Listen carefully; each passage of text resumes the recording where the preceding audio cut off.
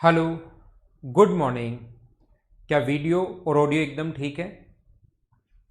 तो हम लोग शुरुआत करते हैं फिर क्लास की।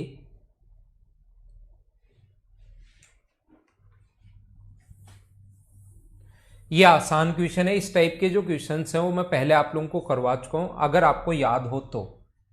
ये पहले भी मैं 3-4 घंटे में पढ़ा चुका हूं, तो ये क्वेश्चन मैं आपको पहले करवा चुका हूं। अगर आपको पता हो तो पी क्यू बराबर पी एस बराबर एस आर, पी क्यू बराबर है पी एस बराबर है एस आर के।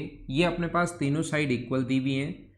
हम लोगों को एक एंगल दिया हुआ है Q P S equal to 40 degree. Q P S ये 40 डिग्री अगर गिवन है तो मुझे बताइए एक ट्रायंगल का एक एंगल गिवन है और बची हुई दोनों साइड अगर बराबर हैं तो क्या बचे हुए दोनों एंगल इक्वल होंगे क्या? तो टोटल होता है 180। 140 में से 40 घटाओगे तो 140 बचा। इन दोनों का सम 140 है और दोनों साइड बराबर है तो ये इक्वल इक्वल होगा, तो ये भी 70 होगा और ये भी 70 होगा। एक स्ट्रेट लाइन पर बना एंगल होता है 110 डिग्री। बाहर वाला अगर 70 है तो अंदर वाला होगा 110 और ये दोनों बराबर बराबर है। दो साइड बराबर तो सामने के एंगल भी बराबर। तो 180 में से 110 घटाओगे तो 70 बचा और 70 को आधा आधा करोगे तो 35 बचा। यही हम लोगों से पूछा क्यू पी आर कितना होगा, तो 40 और 35, क्या आंसर 75 होगा क्या? ये अपना आंसर होगा। ये क्वेश्चन मैं आपको पहले भी करवा चुका हूं। फटाफट हम लोग देखते हैं, नेक्स्ट क्वेश्चन पर चलते हैं। उम्मीद है सभी को समझ में आया होगा। Question number 4। नेक्स्ट क्वेश्चन आप लोग कीजिए क्वेश्चन नंबर 5। क्या आप लोग देखते ही कर लोगे क्या, मुझे बताओ? मुझे ऐसा लगता है। सौरभ उसको अनम्यूट कर लो अगर साउंड नहीं आ रही है तो, या बंद करके वापस चालू कर लो।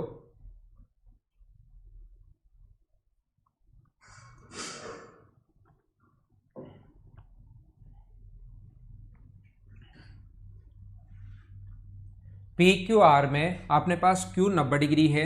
पी क्यू आर में ये तो आप लोगों को पता होगा भाई, अच्छे से आप लोग जानते होंगे।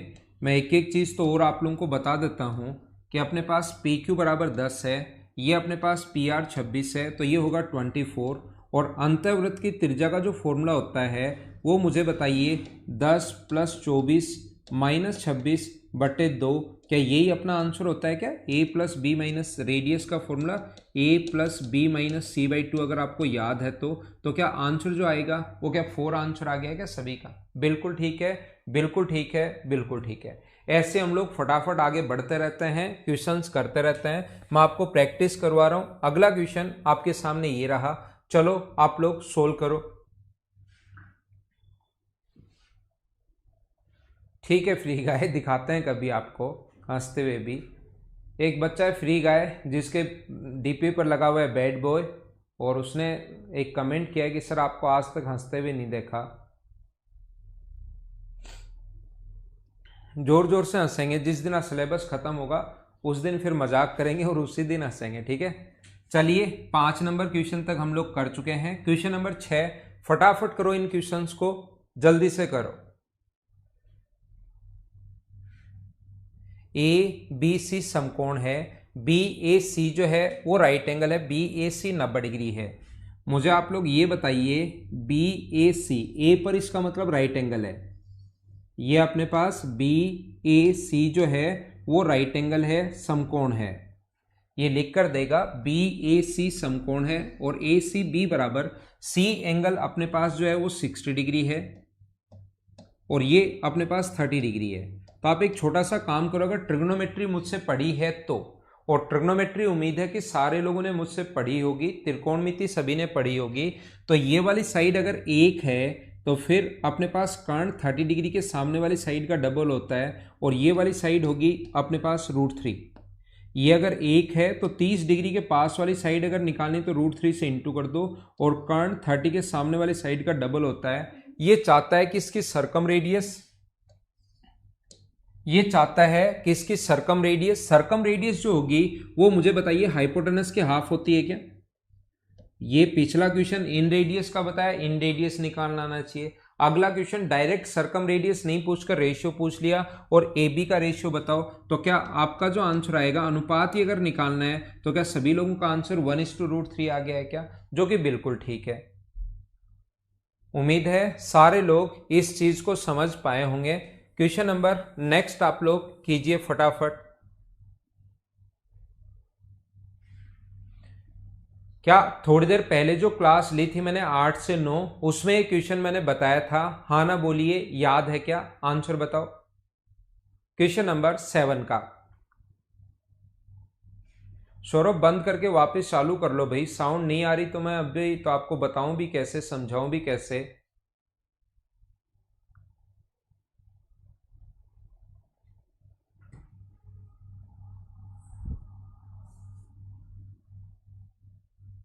मुझे बताइए इसकी रेडियस अगर 2 है, थोड़ी देर पहले सारा सब कुछ थ्योरी में पढ़ा कर आ गया हूं, ये चीजें अगर पता है तो इसकी रेडियस अगर 2 है तो ये 3 गुना होती है, तो क्या इसकी रेडियस अपने पास 6 होगी, हाँ ना बोलिए सभी लोग, क्या ये चीज याद है क्या। तो ये इतनी आसान होती है, अगर थ्योरी भी मेरी ढंग से पढ़ लोगे, एसएससी के 10 में से 7 क्वेश्चन हमेशा कर लोगे आप लोग, थ्योरी अगर थोड़ा सा आप लोग स्टैंडर्ड से सही टाइप से बार बार अगर पढ़ लोगे तो क्वेश्चन इसी टाइप के बनने हैं, क्वेश्चन ऐसे ही आने हैं। अगला क्वेश्चन 8 नंबर हम लोग करेंगे अभी थोड़ी देर बाद। 8 नंबर से पहले एक क्वेश्चन आगे है क्या ऐसा, ये करो पहले, फिर वापस आते हैं 8 पर। पहले 18 नंबर करो।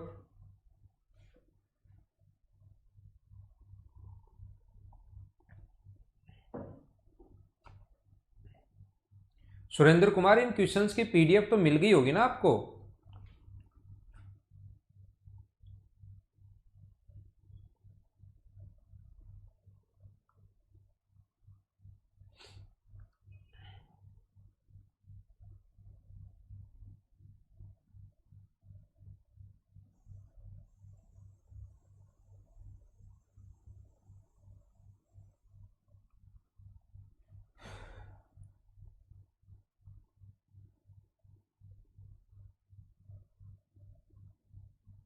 अरे वाह, 25 में से 25 सही हो रहे हैं क्या।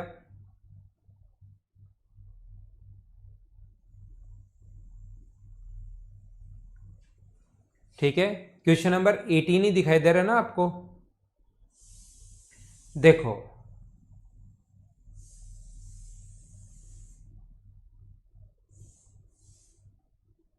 यहां पर मैं आपको यह बता रहा था, चित्रानुसार एक समबाहु त्रिभुज की ऊंचाई वृत्त के व्यास के बराबर है।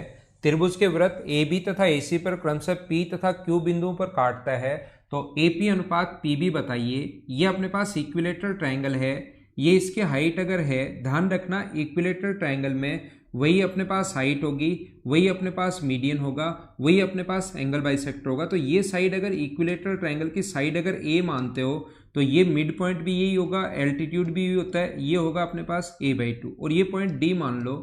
मुझे सारे लोग मिलकर बताइए, क्या कभी मैंने ऐसा आप लोगों को पढ़ाया था क्या कि अपने पास अगर कभी भी ऐसा हो, ये अपने पास पॉइंट टी है, ये अपने पास ए पॉइंट है, ये बी पॉइंट है, तो पी टी स्क्वायर बराबर P A into P B, हाँ ना बोलिए, क्या बताया था क्या। पी टी स्क्वायर बराबर अपने पास P A into P B, हाँ ना बोलिए, बताया था क्या। तो ये यहां से यहां तक की दूरी तो इसका टेंजेंट का काम कर रही है, ये अपने पास टेंजेंट का काम कर रही है, तो मैं लिख सकता हूं यहां से बी डी स्क्वायर बराबर हम लोग लिख सकते हैं बीपी इंटू बी ए, बीपी इंटू बी ए, ये हम लोग लिख सकते हैं। ठीक है, तनु आप लिख रहे हो सर अर्थमेटिक मैथ्स कब करवाओगे, अर्थमेटिक में क्या बच गया भाई।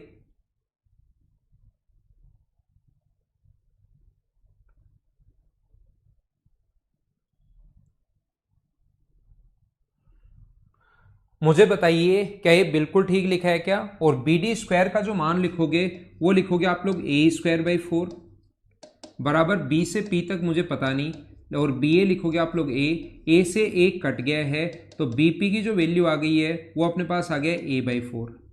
तो क्या अपने पास ए पी का मान निकाल सकते हो क्या आप लोग। एपी का मान कैसे निकालोगे, टोटल अपने पास ए है, बीपी a/4 आ गया है, तो ए में से a/4 अगर माइनस करोगे तो क्या 3/4 ए बचा क्या। अब हम लोगों से रेशियो पूछा है कि आप लोग AP और PB का रेशियो बताइए। तो A से P तक जो होगा वो तो अपने पास होगा कितना 3/4 है, और PB जो होगा वो अपने पास है A/4। 4 से 4 कट गया, A से A कट गया, तो रेशियो 3:1 आ गया। हाँ ना बोलिए, क्या सारे लोग समझ पाए हो? क्या आंसर आ गया B।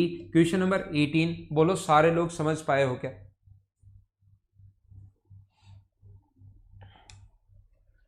ठीक है, तो यहां पर उम्मीद है कि सारे बच्चे इसको ठीक से समझ पाए होंगे। ये जो हाइट आकर मिलती है ये हमेशा और हमेशा इसके मिड पॉइंट पर, रेडियस और टेंजेंट के बीच बना कोण 90 डिग्री, ये मिड पॉइंट पर, तो ये A/2 होगा। ये साइड अगर A माने इक्विलेटरल ट्रायंगल की टोटल साइड A, तो हम लोग लिख सकते हैं BD² बराबर BP इंटू अपने पास B से P इंटू, याद रखना यहाँ पर BP इंटू PA नहीं होता, इंटू BA ही होता है। तो ये स्क्वायर करोगे तो A²/4 बराबर BP इंटू BA का मान A है, तो BP की वैल्यू आ गई अपने पास A/4। नीचे वाला अगर यहाँ से यहाँ तक A/4 है, तो मुझे आप लोग बताइए ऊपर वाला क्या 3/4 A हो गया क्या अपने पास? इन दोनों का रेशियो हम लोगों से पूछा है। उम्मीद है सारे लोग इस चीज को समझ पाए होंगे। अब वापस आते हैं क्वेश्चन नंबर 8 पर। चलो अब कीजिए आप लोग क्वेश्चन नंबर 8 सारे लोग। रमेश, अब आप अपनी नॉर्मल स्पीड कर दो, अगला जो टेस्ट दो उस पर स्पीड बढ़ाना मत, नॉर्मल स्पीड कर दो। क्वेश्चन देखना आपके 170 की जगह 180 आने शुरू हो जाएंगे। ये बात जो मैंने बोली है ओनली रमेश सुथार के लिए मैंने कहा है। अगला जो पेपर दोगे मेंस का रमेश, उसमें स्पीड बढ़ाने की कोशिश मत करना, सिर्फ अपनी नॉर्मल स्पीड पर काम करना।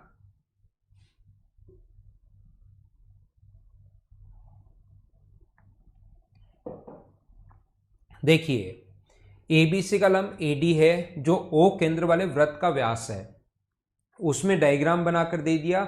इसमें अपने पास क्वेश्चन लिख दिया है, एक इक्विलेटरल ट्रायंगल है AB और C। ध्यान से समझना सभी लोग, एक इक्विलेटरल ट्रायंगल है AB और C। यहां से इसकी जो हाइट है AD वो O केंद्र वाले वृत्त का व्यास का काम कर रहा है। इसकी जो हाइट है वो O केंद्र वाले वृत्त का एक व्यास है।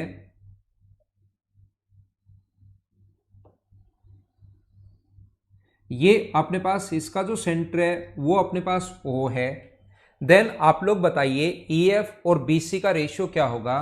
ये इसको काट रहा है, वो क्वेश्चन में लिखा हुआ है इसको काटता है E और F पर, तो यहां पर वो बोलना चाह रहा है कि आप लोग EF और BC का रेशियो क्या होगा, ऐसा हम लोगों से वो चाहता है। तो मैं क्या करूंगा, मैं EF और BC का रेशियो नहीं निकालूंगा, मैं क्या करूंगा यहां पर अपने पास इस चीज का मैं रेशियो निकालूंगा, यहां से यहां तक इस छोटे वाली साइड का, ये वाली साइड, क्योंकि ये दोनों साइड अपने पास अगर पैरेलल होंगी तो दोनों ट्रायंगल सिमिलर होगी। मैं इतनी सी साइड का रेशियो यहां से यहां तक, इस साइड का रेशियो मैं निकालूंगा यहां से यहां तक, और मैं जो टोटल साइड है उसका रेशियो निकालूंगा।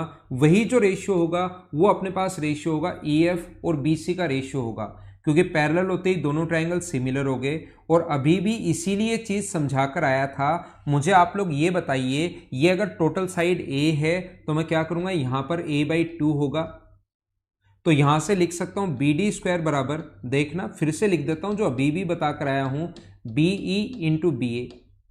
तो ये BD² हो गया A²/4, BE मुझे फाइंड आउट करना है, और EA A है, A से A कट गया, तो BE बराबर अपने पास A/4 है। तो सबसे पहले मुझे बताओ AE कितना होगा। तो AE की लेंथ अगर निकालनी है तो टोटल अपने पास A है, उसमें से नीचे वाला A/4 अगर माइनस करोगे तो अपने पास ये आ जाएगा, A/4 माइनस करोगे तो 3/4 है।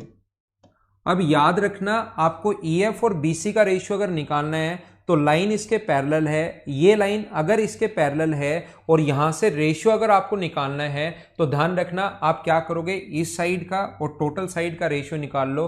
आप लोग AE और AB का रेशियो निकाल लो, AE और AB का रेशियो निकाल लीजिए, AE और AB का रेशियो आप लोग निकाल लीजिए। तो A से E तक तो बचा 3/4 है, और AB जो बचा वो अपने पास बचा A से A कट गया, तो इनका रेशियो कितना आ गया 3:4 आ गया। इसका रेशियो अगर 3:4 है तो मुझे बताइए लाइन अगर पैरेलल है तो इन दोनों का रेशियो भी सिमिलरिटी से क्या 3:4 ही होना है क्या? ये अपना आंसर आ गया। तो इसका रेशियो अगर ई और ए बी का रेशियो अगर 3:4 है तो ई एफ और बी सी का रेशियो भी कितना होगा? 3:4। ये अपना आंसर आ गया है। उम्मीद है आप लोग समझ पाए होंगे। हाँ, प्रॉफिट एंड लॉस के क्वेश्चंस तो करवा दूंगा, तो मैं एक बार रुक जाओ थोड़े दिन, ये कंप्लीट करवा देता हूँ। वो उस बैच का एक बैच का थोड़ा सा प्रॉफिट एंड लॉस बचा हुआ तनु, वो करवा दूंगा मैं क्वेश्चंस। हाँ ना बोलिए, एक बार बोलो, या कहीं प्रॉब्लम है, डाउट है तो कोई क्वेश्चन मुझसे पूछो, या मैं आगे बढ़ता हूं, क्योंकि बाद में अगर पूछोगे तो फिर वापस आया नहीं जाएगा, क्योंकि इसको मैं मिटा दूंगा। अभी कुछ भी अगर आप पूछना चाहते हो तो मुझसे पूछ सकते हो। मैं यहां पर रवि ये कह रहा हूं कि कभी भी अगर अपने पास ऐसा कोई भी अगर है ए बी और सी, इसके पैरेलल लाइन अगर खींच दी जाए तो ई एफ और बी सी का रेशियो अपने पास यही होगा। ध्यान रखना, ए ई अपॉन ए बी बराबर होगा A F upon F C, बराबर होगा अपने पास E F upon B C. तो यहां से E F upon B C का रेशियो अगर पूछे तो हम लोग क्या A B upon A E upon A B का रेशियो निकाल सकते हैं क्या? तो मैंने A E upon A B का रेशियो निकाल लिया, और वही जो रेशियो होगा वो अपने पास रेशियो होगा किसका? ई एफ और बी सी का रेशियो सेम होगा। ये अपने पास आंसर आएगा। अब एक बच्चे का क्वेश्चन है जो कि बढ़िया क्वेश्चन है, शीतल का, वो ये पूछ रहा है कि सर ये लाइन पैरेलल कैसे? देखो, क्या हम लोग इधर से भी सेम कॉन्सेप्ट से ऐसा कर सकते हैं क्या कि ये a/4 होगा? तो सेम कॉन्सेप्ट वही जो इधर लगाया है, तो ऊपर वाला होगा 3/4 है, मतलब ये दोनों बराबर है, ये 3/4 है, ये दोनों बराबर हैं। तो मुझे बताइए ये दोनों इक्वल हैं तो सेंटर से मिलाने वाली लाइन, ये दोनों अगर इक्वल हो, किसी में भी सर्किल में अगर मैंने आपको बताया हो, ये दोनों अगर इक्वल हो, ये सारी चीजें मिक्स ही हैं वैसे क्वेश्चन, अब ध्यान रखना, ये बस लिखा गया है ट्रायंगल, बाकी चीजें मिक्स ही हैं। मुझे बताइए यहां से अगर सेंटर से मिलाने वाली लाइन इस एंगल का एंगल बाइसेक्टर होती है क्या? आप लोगों को ऐसा पता है क्या? और ये वाली साइड, बीच वाली साइड कॉमन होने के कारण बराबर है, ये वाली साइड इसके बराबर, बीच वाली कॉमन होने के कारण बराबर, ये एंगल इसके बराबर। तो क्या दोनों के दोनों ट्रायंगल कॉन्ग्रेंट हो गए क्या? इधर वाला और इधर वाला, एस ए एस से दो साइड बराबर और एक एंगल बराबर, कॉन्ग्रेंट हो गया तो बचा हुआ सब कुछ बराबर, एंगल भी बराबर होंगे। तो मुझे बताइए ये पूरा एंगल था, हमें पता है 60 डिग्री, ये जो पूरा एंगल था हमें पता है 60 डिग्री है, और दोनों बची हुई साइड अगर बराबर है, ये साइड और ये साइड बराबर है, तो कॉन्ग्रेंट प्रूव करने की भी जरूरत नहीं है। ये पूरा कोण 60 डिग्री था और ये साइड और ये साइड बराबर हैं, तो 120 बचा, तो ये एंगल भी 60 होगा और ये एंगल भी 60 होगा, और ये इक्विलेटरल ट्रायंगल है तो पहले से ही पता है 60 डिग्री, कॉरस्पॉन्डिंग एंगल बराबर हो तो क्या लाइन पैरेलल होंगी क्या?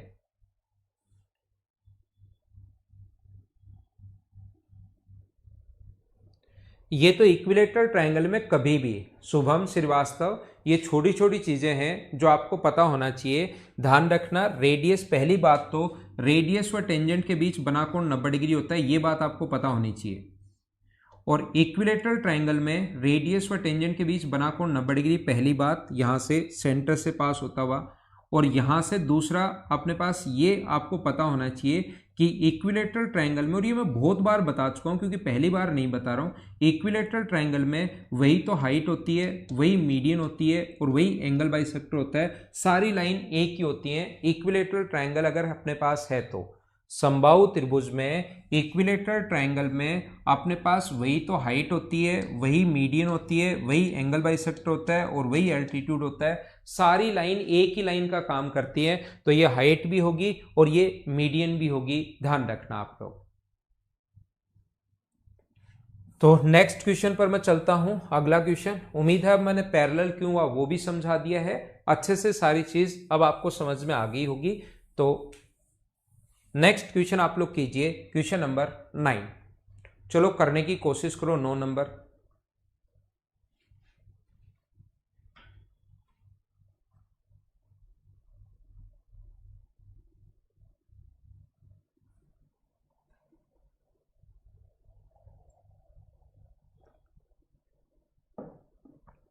हाँ, सोच सकते हो भाई शुभम।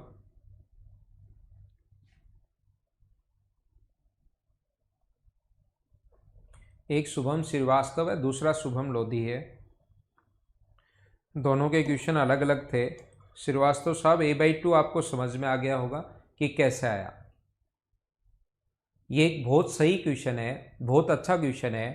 देखो इसमें सब कुछ, अब मैं आपको, क्योंकि कंप्लीट थ्योरी मैं आप लोगों को बता चुका हूं, तो अब आपको ये क्वेश्चन समझ में आना चाहिए। ये क्वेश्चन जैसे 3-4 थ्योरम को मिक्स करके जब भी क्वेश्चन देगा ना भाई, याद रखना वो क्वेश्चन टफ हो जाता है। एसएससी में इस टाइप के क्वेश्चंस आते हैं नहीं। एसएससी में तो एक पॉइंट पकड़ता है और उसी पर क्वेश्चन बना देता है। लेकिन यहाँ पर प्रैक्टिस के लिए मैं थोड़े से अच्छे लेवल के, थोड़े से हाई लेवल के क्वेश्चंस भी हम लोग बीच बीच में करेंगे, जिससे आपको एसएससी के क्वेश्चंस आसान लगने शुरू हो जाएं उन चीजों के लिए।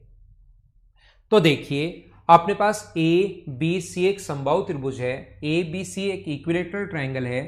देखना, कोशिश करना आप लोग सीखने की। यहां पर अपने पास ये ए बी और सी एक इक्विलेटरल ट्रायंगल है। ए है, बी है और सी है। ये अपने पास एक इक्विलेटरल ट्रायंगल बन गया समबाहु त्रिभुज। ए सी पर एक पॉइंट डी इस प्रकार से है कि ए डी बराबर 1/3 ए सी। इस पर ए डी पर अपने पास पॉइंट सी इस प्रकार से है, एक पॉइंट डी, कि ये जो लेंथ है ये अपने पास, मान लो इक्विलेटरल ट्रायंगल की साइड अगर एक्स है तो अपने पास ए डी बराबर 1/3 ए सी। अगर एक साइड एक्स है तो ये साइड भी एक्स ही होनी है, तो ए डी बराबर अपने पास x/3। ऐसे ही अपने पास BC पर एक पॉइंट E इस प्रकार से है कि C बराबर BC/3, तो अपने पास CE बराबर BC/3। तो टोटल इक्विलेटरल ट्रायंगल की साइड x है, तो ये वाली साइड भी अपने पास कितनी होगी, x/3 होगी। BD और AE एक दूसरे को F पर काटते हैं। इसने लिखा है अपने पास ऐसे, BD और AE एक दूसरे को F पर काटते हैं। यहां तक जो भी क्वेश्चन में गिवन था उसको मैंने एक बार डायग्राम बना लिया है। सारे लोग समझने की कोशिश करो। क्या आप लोग समझ पाए हो क्या कि ये अपने पास मैंने कैसे लिख दिया 2/3x।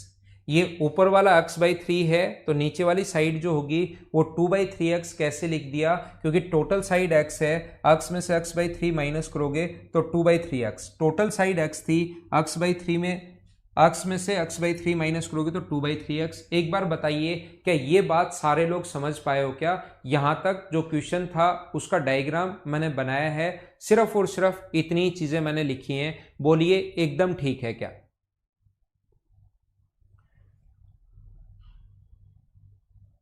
एक एक चीज आपसे पूछता चलूंगा, फिर आगे बढ़ता चलूंगा, ऐसे ही मैं करता रहूंगा। मुझे आप लोग ये बताइए, ये वाली साइड देखते जाना। ये वाली जो साइड है अपने पास, ये वाली साइड है x/3। ये वाली साइड x/3 है यहां से यहां तक, और ये वाली साइड भी x/3 है यहां से यहां तक। क्या एकदम ठीक है क्या? अब कोई स्टूडेंट पूछेगा क्यों है, तो क्वेश्चन में गिवन है भाई ये चीज।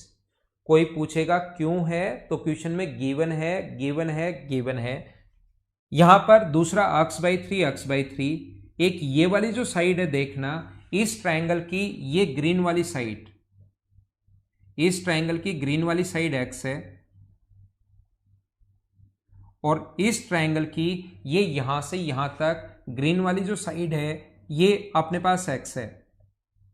ये मैं अलग से बना रहा हूं साइड में, इसके ऊपर नहीं बना रहा हूं, नहीं तो छुप जाएगी।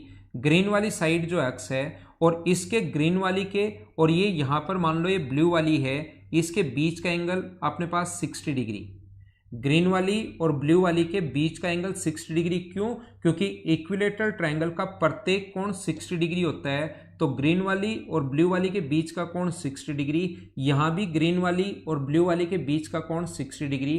तो मुझे बताइए, जो मैं अब ट्रायंगल आप लोगों के लिए बना रहा हूं, ये जो ट्रायंगल मैं अब आपके लिए बना रहा हूं, ये ग्रीन, ब्लू और ऑरेंज से, और इधर भी हमने कौन कौन सी को काम में लिया, ग्रीन वाली साइड, ब्लू वाली साइड और ऑरेंज वाली साइड। यहां पर भी अपने पास ब्लू वाली साइड, ग्रीन वाली साइड और ऑरेंज वाली साइड। तो मुझे बताइए कि दोनों ट्रायंगल एस ए एस से एक तो कोण 60 डिग्री और दो साइड बराबर हैं, तो क्या दोनों ट्रायंगल एस ए एस से, मुझे बताइए, कॉन्ग्रुएंट हो गए क्या? क्या दोनों ट्रायंगल एस ए एस से सर्वांग सम हो गए? दोनों ट्रायंगल कॉन्ग्रुएंट हो गए? याद रखना, ये क्वेश्चन आप लोग नहीं कर पाओगे, क्योंकि थोड़े से स्टैंडर्ड से कुछ क्वेश्चन ऊपर के भी आप लोगों के लिए लिखे हैं, ताकि एसएससी वाले क्वेश्चंस आपको आसान लगने शुरू हो जाएं। यहां तक चीजें आसान थी, लेकिन अगर आप लोग ढंग से ठीक से समझ पाओ तो ब्लू वाली लाइन x/3, ब्लू वाली लाइन x/3, ग्रीन वाली साइड x है, ग्रीन वाली साइड x है, इसके ग्रीन और ब्लू के बीच का एंगल 60, ग्रीन और ब्लू के बीच का कोण 60 डिग्री। तो मुझे बताइए ए से एस से दोनों ट्रायंगल कॉन्ग्रेंट हो गए। और तीसरी साइड भी फिर मैंने इसकी ग्रीन, ब्लू और ऑरेंज ले ली, इसमें भी अपने पास ग्रीन, ब्लू और ऑरेंज ले ली, इसके बीच का कोण 60 डिग्री। तो एस ए एस से कॉन्ग्रेंट हो गए। सारे लोग बताइए क्या एकदम ठीक है क्या? और कॉन्ग्रेंट होते ही x/3 के सामने वाला कोण ये अगर थीटा है, x/3 के सामने वाला एंगल ये अगर थीटा है, इस x/3 के सामने वाला एंगल ये अगर थीटा है, तो इस x/3 के सामने वाला एंगल ये भी अपने पास थीटा होगा। ये कोण थीटा है, ये कोण थीटा है, और पूरा कोण 60 डिग्री था, तो इधर वाला एंगल क्या 60 माइनस थीटा होगा क्या? पहले तो कॉन्ग्रेंसी से इस ब्लू के सामने वाला एंगल अगर x है, तो इस ब्लू के सामने वाला एंगल भी x होगा, या ब्लू के सामने वाला एंगल थीटा है, तो इधर भी ब्लू के सामने वाला एंगल थीटा ही होगा। ये एंगल थीटा है, ये एंगल 60 माइनस थीटा है। तो मुझे आप लोग ये बताइए, ये 60 माइनस थीटा और ये थीटा, तो इस ट्रायंगल एफ ए बी का एक्सटीरियर एंगल क्या 60 डिग्री होगा क्या? 60 डिग्री क्यों होगा?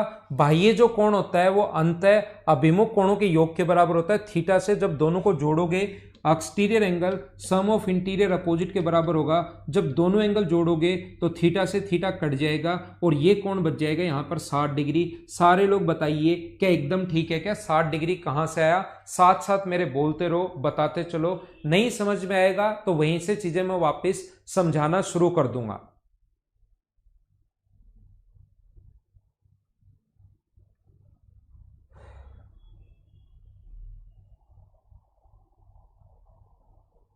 ये अपने पास इस ब्लू के सामने थीटा, तो इस ब्लू के सामने ये भी थीटा।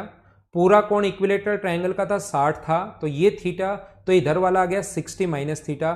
थीटा से थीटा कट गया तो बाहर वाला एंगल आ गया 60 डिग्री। हाँ ना बोलिए क्या एकदम ठीक है क्या?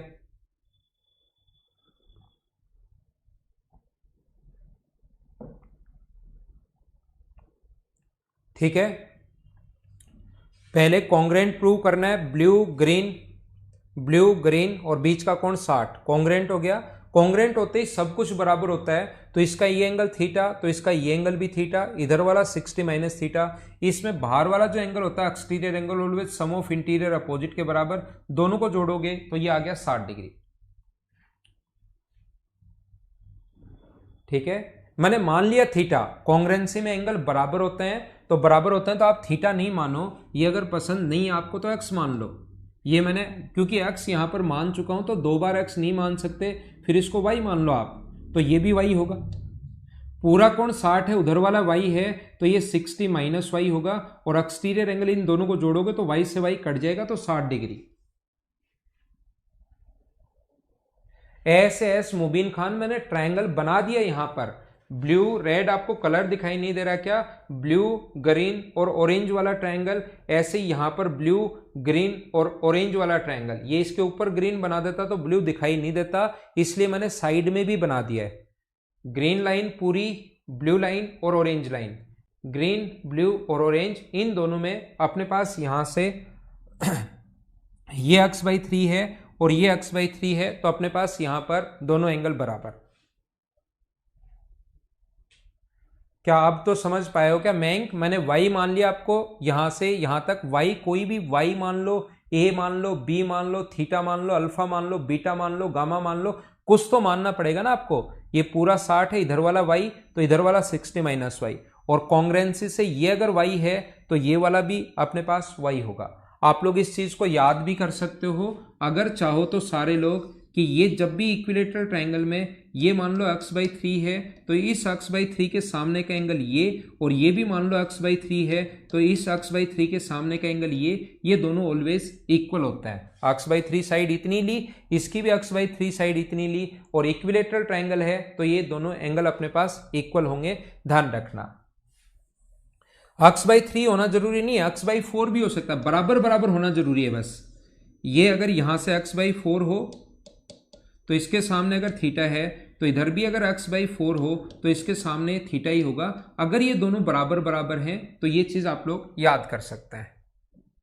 ठीक है, पहले मुझे आप लोग ये बताइए, क्या अपने पास 60 डिग्री कैसे आ गया? B F E angle 60 degree कैसे आ गया? क्या सारे लोग समझ पाए हो? क्या एक बार बताओ मुझे। एसएससी का सिर्फ क्वेश्चन इतना ही है। एसएससी का जो क्वेश्चन है वो सिर्फ इतना ही है, वो हम लोगों से इतना ही पूछता है। ये आसान क्वेश्चन यहां से बनता है, इतना ही। लेकिन हमारे पास यहां तक तो समझ में आ गया 60 डिग्री कैसे आया। तो क्या बाहर वाला एंगल 120 डिग्री होगा क्या? लेकिन हम लोग अगर आगे बढ़ें तो एसएससी से आगे हम लोग बढ़ते हैं। ये 60 डिग्री है, स्ट्रेट लाइन है, तो 120 मुझे हाँ ना बोलते रहिए, क्योंकि क्वेश्चन अच्छा है। तभी आप लोग समझ पाओगे जब साथ साथ आप लोग मेरे बोलते रहोगे कि हाँ समझ में आ गया। मुझे बताइए, ये 60 डिग्री है, ये 120 डिग्री है। विपरीत कोणों का योग अगर आपको 180 दिखाई दे रहा है, विपरीत कोणों का योग 180 डिग्री दिखाई दे रहा है, तो यहां से क्या मैं एक ऐसा सर्किल ड्रॉ कर सकता हूं क्या जो इसके चारों वर्टेक्स को टच करेगा? क्या ये साइक्लिक क्वाड्रिलेटरल है क्या? बताइए मुझे। अगर ये अपने पास यहां पर मैं आपसे पूछना चाह रहा हूं, ये कोण 60 डिग्री है, ये कोण 120 डिग्री है, तो क्या सारे लोग मुझे बताइए, क्या बाहर से एक सर्किल ड्रॉ कर सकता हूं क्या? यानी कि इसका मतलब अपोजिट एंगल्स का सम 180 डिग्री है, तो ये साइक्लिक क्वाड्रिलेटरल होगा।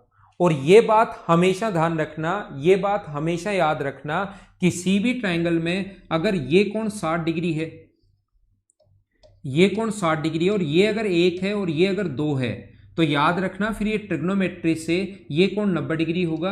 तो फिर इसको 30 डिग्री मानकर चलते हैं। 30 के सामने वाली साइड का ये डबल होता है। ये ट्रिग्नोमेट्री से आपको पता होना चाहिए, ये त्रिकोणमिति से आप लोगों को पता होना चाहिए। कोण 60 डिग्री है, ये 1 है और ये अगर 2 है, तो ये 30 होगा और ये 90 होगा। मतलब अगर मैं यहां से इसको मिला दूं, देखना, अगर मैं यहां से इसको ज्वाइन कर देता हूं, तो याद रखना ये अपने पास x/3 है। देखो ये 2/3x है, मतलब इससे डबल है।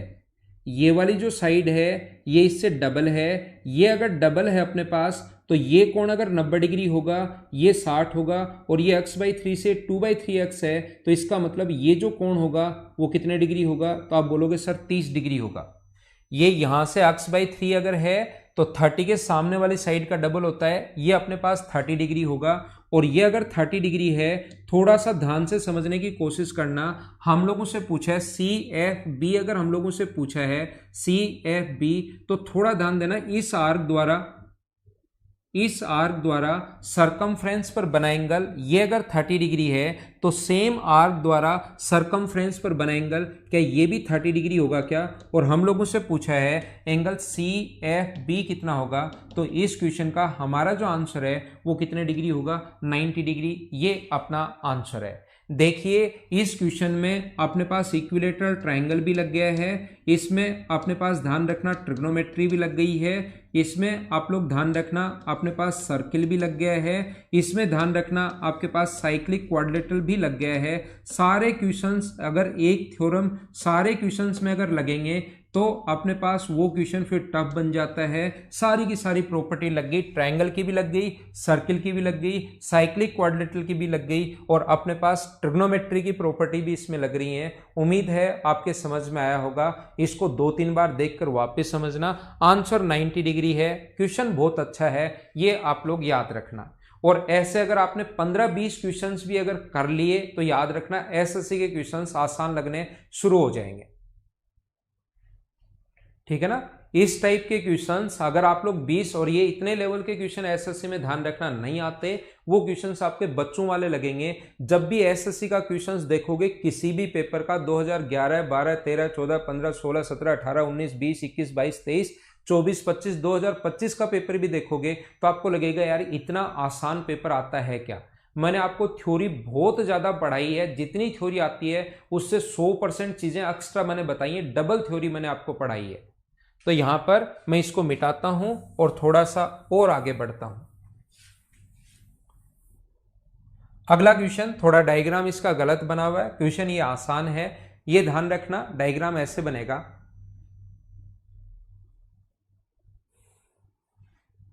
ठीक है ना, A, B और C, ये आसान क्वेश्चन है बिल्कुल। ए, बी और सी, अपने पास एक इक्विलेटरल ट्रायंगल है और इसके कोण समद्विभाजक ओ पर मिल रहे हैं। यहां पर एंगल बाइसेक्टर ओ पर अगर मिल रहे हैं तो ध्यान रखना यही एंगल बाइसेक्टर होता है, यही ऑर्थो सेंटर होगा, यही इन सेंटर होगा, यही सरकम सेंटर होगा, यही ग्रेविटी सेंटर होगा। सारे सेंटर एक ही जगह आते हैं इक्विलेटरल ट्रायंगल के। और ये अपने पास रेशियो अगर इसको आगे बढ़ाएं हम लोग तो ये रेशियो ध्यान रखना 2:1 होगा, 2:1 होगा। तो ये अगर इसका मिड पॉइंट है, ये P, Q और R अगर मिड पॉइंट है तो आप लोग ये बात मैं सभी लोगों को बताना चाहता हूं, ये एंगल बाइसेक्टर है, अच्छी बात है। यहां पर एंगल बाइसेक्टर भी यही होगा, ऑर्थो सेंटर भी यही होगा, इन सेंटर भी यही होगा, सरकम सेंटर भी यही होगा, सारे सेंटर फिर एक ही जगह होते हैं। इसका मतलब हमारे पास ये अगर रेशियो 2:1 है तो ये भी एक होगा, मिड पॉइंट है तो ये भी एक होगा, क्योंकि यही ग्रेविटी सेंटर भी होगा।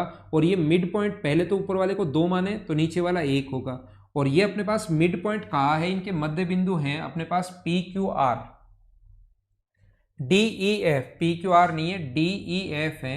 ये पॉइंट अपने पास डी है, ये पॉइंट अपने पास ई है और ये पॉइंट अपने पास एफ है।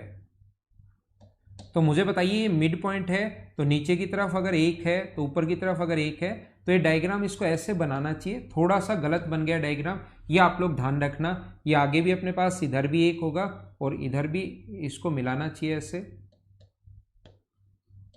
सही डायग्राम अगर बनाओगे तो ये भी 1 होगा। तो सर्किल का एरिया दिया हुआ है 3 पाई, तो अपने पास यहां से सर्किल का एरिया 3 पाई, तो हम लोग मान सकते हैं पाई आर स्क्वायर बराबर 3 पाई है। पाई से पाई कट गया तो आर की वैल्यू आ गई √3।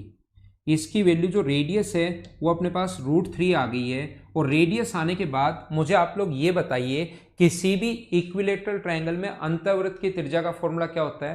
तो आप लोग बोलोगे सर अंतःवृत्त की त्रिज्या का जो फॉर्मूला होता है आर बराबर वो होता है साइड अपॉन 2√3। ये बात आप लोग मुझे बताओगे। मुझे बताइए अंतःवृत्त की त्रिज्या का फॉर्मूला, मैं आपसे ये पूछना चाहता हूं इन रेडियस का अंतःवृत्त की त्रिज्या का फॉर्मूला क्या साइड अपॉन 2√3 होता है क्या? तो सबसे पहले तो ये डायग्राम मैंने अच्छे से बनाया, सही नहीं बना हुआ था। ये अगर मिड पॉइंट है और ये अगर इक्विलेटरल ट्रायंगल है तो ये 1 होगा तो नीचे भी फिर 1 होगा, तो ये इसको ज्वाइन करेगा। पहले तो ये बात मैंने बताई कि सही डायग्राम ये है। एरिया दिया हुआ है पाई आर स्क्वायर बराबर, ये पाई से पाई कट गया तो आर का मान √3 आ गया है। अंतःवृत्त की त्रिज्या का फॉर्मूला ये होता है, रेडियस देकर साइड पूछा है, साइड अपॉन 2√3। तो मुझे सारे लोग मिलकर ये बताओ क्या साइड जो आएगी वो क्या अपने पास 6 ही आएगी क्या?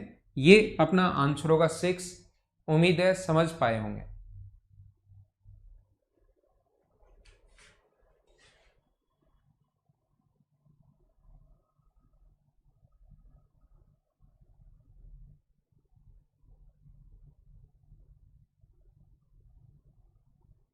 बफरिंग क्यों हो रही है पता नहीं, मेरी तरफ से नेटवर्क तो ठीक है।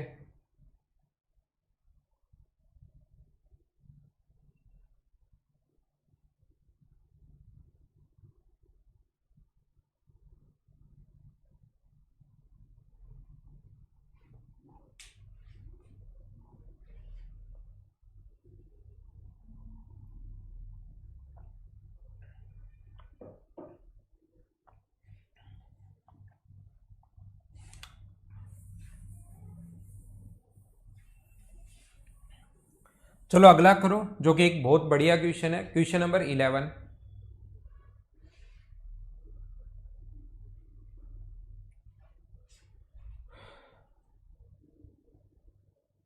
3 पाई दिया हुआ है अक्सर, 3 पाई क्वेश्चन में दिया हुआ है।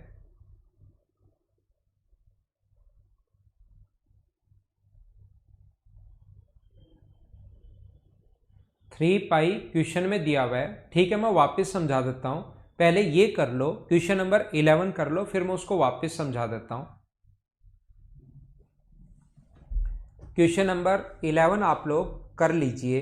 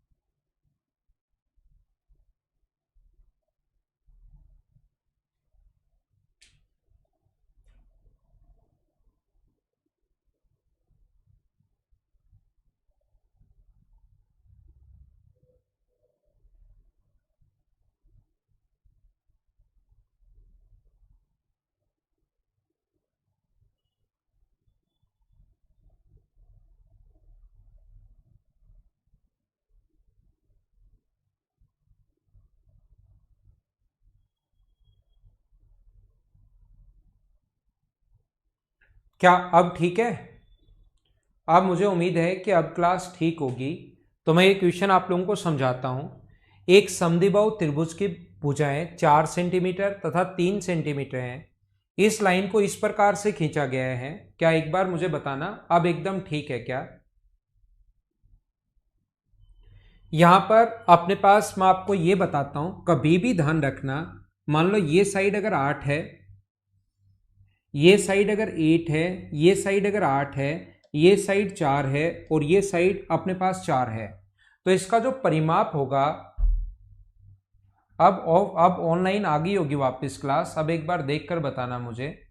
मैं आपको क्या कह रहा हूं, यहां पर इसका जो परिमाप होगा वो अपने पास होगा 24। तो यहां पर अगर एक लाइन और खींच दें हम लोग, ये एक और लाइन खींच दें और मैं बोलूं कि इसका परिमाप बराबर बराबर है दोनों का, मैं अगर यहां पर एक और बीच में लाइन खींच दूं और जो दो डायग्राम बनेंगे दोनों का परिमाप अगर बराबर बराबर है, तो ये चीज ध्यान रखना, बीच वाले की जो साइड है वो अक्स है, तो इधर वाले का टोटल जो परिमाप होगा, ये दोनों का परिमाप अगर बराबर बराबर है, तो इस चीज का टोटल जो परिमाप होगा, पहले 24 था, तो यहां पर ध्यान रखना अक्स इसके साथ बढ़ेगा, अक्स उसके साथ बढ़ेगा, तो इधर वाले का परिमाप भी 12 प्लस एक्स होगा और इधर वाले का परिमाप भी कितना होगा, 12 प्लस एक्स होगा। दो आकृतियां जब बनी और इनका परिमाप अगर इक्वल इक्वल है, तो याद रखना इधर से जितना ये 4 है उतना ही 4 ये होगा, ये जितना है उतना ही ये होगा, जितना ये है उतना ही ये होगा। तो टोटल अगर 24 था तो बाहर वाला तो बराबर बराबर जब भी बटेगा तो ये अपने पास 12 होगा,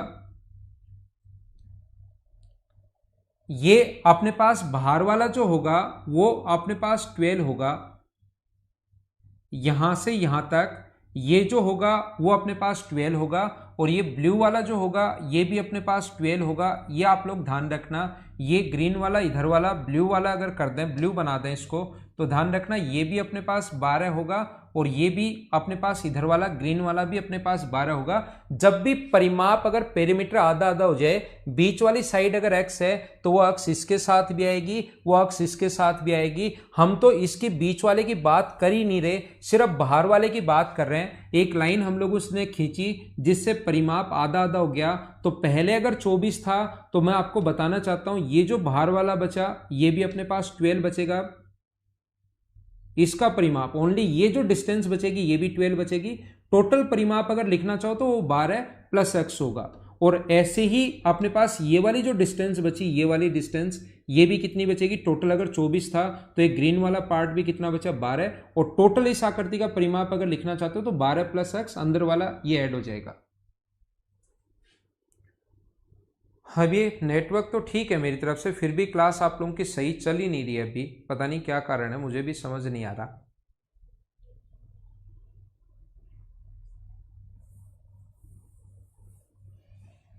तो देखिए ये क्वेश्चन समझा दें क्या, लेकिन अटक रही है क्लास, बहुत सारे लोगों को प्रॉब्लम है, तो मैं कोशिश करता हूँ एक बार समझाने की, नहीं तो फिर बाद में हम लोग कल ही पढ़ाऊंगा मैं आपको।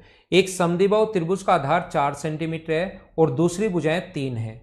एक समद्विबाहु समकोण त्रिभुज, एक समद्विबाहु त्रिभुज है जिसका अपने पास ये वाली जो साइड दी हुई है वो हम लोगों को दी हुई है दो एक समान भुजाएं, बेस तो 4 है, ये वाली साइड हम लोगों को दी हुई है 4 और ये वाली साइड भी 3 दी हुई है, और ये वाली समद्विबाहु त्रिभुज है जिसका आधार अपने पास 4 है, ए बी और सी।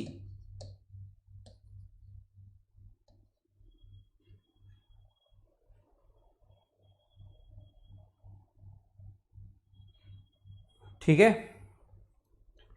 आधार एक लाइन इस प्रकार से है कि उसको एरिया को भी दो बराबर बराबर भागों में बांट दिया और परिमाप को भी दो बराबर बराबर भागों में बांट दिया। मुझे बताइए पेरीमीटर को अगर 2 इक्वल पार्ट्स में बांटोगे, तो मैं ये चीज आपको समझाना चाहता हूं। एक लाइन जो है ई और डी, एक लाइन जो है ई और डी, इसके द्वारा परिमाप अगर दो बराबर बराबर भागों में बटा है, तो मैं एक ही बात आपको कहना चाहूंगा, एक ही चीज मैं आपको समझाना चाहूंगा। याद रखना अगर परिमाप पहले 10 था तो याद रखना ये दो जो साइड है और परिमाप अगर आधा आधा हो गया तो ये जो दो साइड है ये इनका सम बचेगा 5।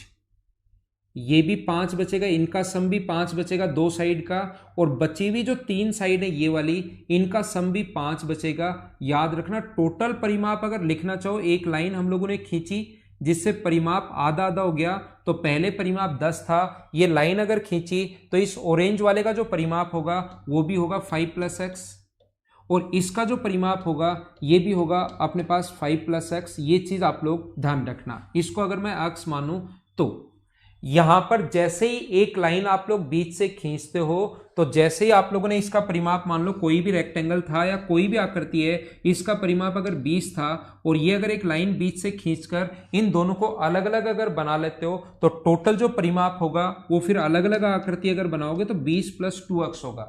और आधा आधा अगर करोगे तो ये इधर वाले का परिमाप भी 10 + x और इधर वाले का पेरीमीटर भी 10 + x, ये अपने पास होने वाला है, ध्यान रखना। ठीक है, तो अपने पास यहां पर ये जो बाहर वाली साइड बची, इसका परिमाप भी 5 + x होगा, इसका परिमाप भी 5 + x होगा। तो मैं अगर x को हटा दूं, सिर्फ मैं बाहर वाली चीजें देख रहा हूं, ये अपने पास ऑरेंज वाली साइड और इधर ब्लू वाली लाइन, इनका सम भी 5 होगा और इनका सम भी 5 होगा। तो इसको अगर मैं x मानूं, ये वाली साइड अगर x मानता हूं और टोटल अगर 5 है, तो ये अपने पास होगा 5 - x। ये कोण थीटा है, तो इसका जो एरिया, छोटी वाली आकृति का एरिया कितना होगा, जो छोटा ट्रायंगल बना इसका एरिया जो होगा वो क्या, ½ × x × 5 - x, और उसके बीच का कोण लेते हैं साइन में, इंटू साइन थीटा, बराबर इस बड़े वाले की अगर मैं बात करूं तो इसका एरिया होगा ½ × 3 × 4, और बीच का कोण हम लोग लेते हैं साइन में। एरिया बराबर बराबर है, इसका मतलब टोटल से इसका एरिया आधा है, तो इसको 2 से अगर गुना करोगे तो टोटल अपने पास एरिया आ जाएगा। यहां से जब सोल्व करोगे ½ से ½ कट गया, साइन थीटा से अपने पास साइन थीटा कट गया, तो ये अपने पास 5x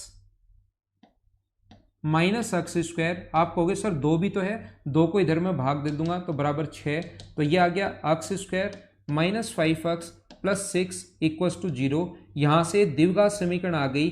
हम लोग फैक्टर करेंगे कि इंटू करने पर अपने पास 6 आना चाहिए, ऐड करने पर अपने पास यहां पर 5 आना चाहिए। इस टाइप से अपने पास ऐड करने पर तो 5 आए माइनस का, और इंटू करने पर अपने पास 6 आए। ये हम लोग फैक्टर करेंगे और x की हम लोग वैल्यू निकाल लेंगे, तो वो अपने पास आंसर आ जाएगा 1 और 3। क्या मैंने ये सही लिखा है ना सारी चीजें? बफरिंग बफरिंग बफरिंग और बफरिंग। तो मैं आपको इस 3 चीज़ों को, तरीका अपने पास ये था, जैसे ½ × x × 5 - x, ये किया, इसका एरिया निकाल लिया, टोटल का एरिया निकाल लिया, इसको गुना कर दिया हम लोगों ने 2 से। 2 से इंटू क्यों कर दिया? इससे फायदा ये हुआ कि टोटल का एरिया अपने पास बन गया है।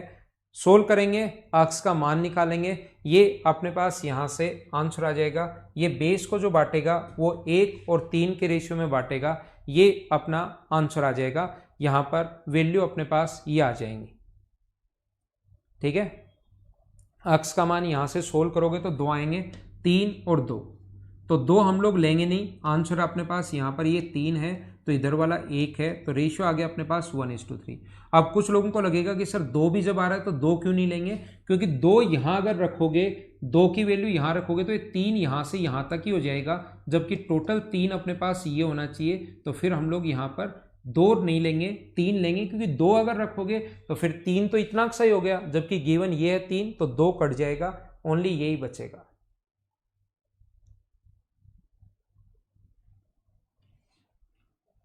तो कल मैं बताता हूं इस क्वेश्चन को वापस से, काफी बफरिंग हो रही है, परेशान कर रही है अपने को, तो कल मैं इसी क्वेश्चन से वापस शुरुआत करता हूं। अर्णव, इसी से कल की क्लास में वापस मैं शुरुआत करता हूं।